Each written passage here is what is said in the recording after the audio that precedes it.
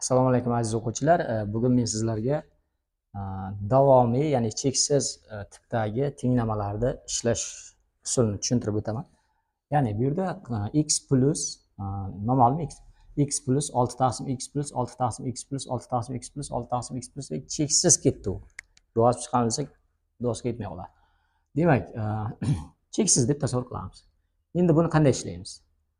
Xo'p, agar e'tibor beradigan bo'lsak, cheksiz bo'lgandan keyin agar mana bu qismini yopadigan bo'lsak, masalan, mana pastki qismini, ya'ni mana shu kasr chiziqdan pastki qismiga e'tibor qaratadigan bo'lsak, to'liq bilan deyarli bir xilda. Ya'ni cheksiz bo'lgandan keyin, demak, mana shu qismni ham mana bilan bir deb qarasak bo'ladi, cheksiz bo'lgani uchun. Demak, mana shu qismiga, ya'ni cheksiz bo'lgan qismiga 3 qo'yib qo'yamiz. Demak, x plus 6 taqsim 3. Chunki mana ifoda 3 ga tengda. Ko'rinishi. Demak, cheksiz bo'lgani uchun buni ham 3 deb qarasak bo'ladi, chunki cheksiz davom etyapti. Teng 3 ga. Demak, x plusdan 2 teng 3 ga. Xo'p, x teng 1 ga. Ya'ni mana shu qismiga 3 qo'ydim. Shuning uchun 6 ni 3 ga bo'lyapman. 2. 2 ni keyin bu yoqqa minus qilib o'tkazyapman. 3 dan 2 ni ayirsak 1 mana. Demak, tenglama yechimi 1 ekan. Yoki ildiz ostida x plus, ildiz ostida x plus, ildiz ostida x plus, ya'ni ildiz x plus bo'lib ketyapti. Bu cheksiz davom etyapti. Va o'sha ifoda 5 ga teng ekan. Xo'p, buni shunday kvadrat ko'taramiz. Kvadrat ko'tarsak, bitta ildizdan qutulamiz-da. Bitta ildizdan qutulamiz. Albatta bu musbat ifoda bo'lsa, ildiz ostida ifoda musbat deb qaraymiz. Demak, x plus, yana ildiz ostida x plus, ildiz ostida x plus, ildiz ostida x plus ketyapti hokazo.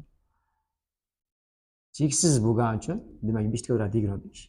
Boshda kvadratga ko'tarmagan holatimiz 5 edi. Demak, mana bu ichkarisi ham shu ifodani bizga beradi. Ya'ni yana o'sha ifodani hosil qildi. Mana ifoda bilan mana ifoda bir xil ifoda baribir. Cheksiz bo'lgani uchun. Demak, buni o'rniga 5 ni shunday qo'yib qo'ysak bo'ladi. Demak, x plus 5 teng 25. X teng 20 minus qilib o'tkazsak. Ana endi. Yoki mana bu tipdagi.